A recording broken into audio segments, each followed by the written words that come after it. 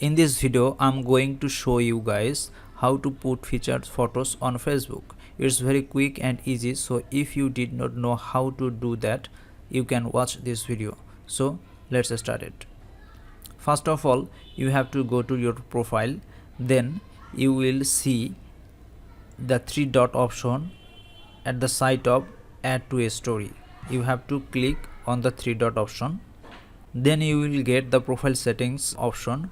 Here you have to click on edit profile, then you will see some options you can edit. So from here you have to go the featured option.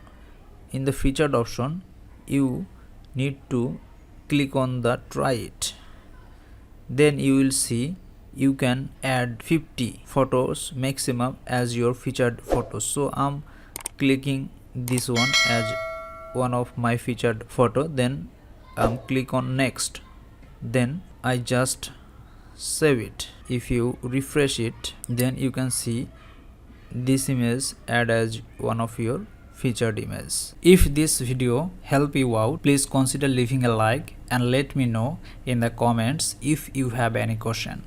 Have a good day.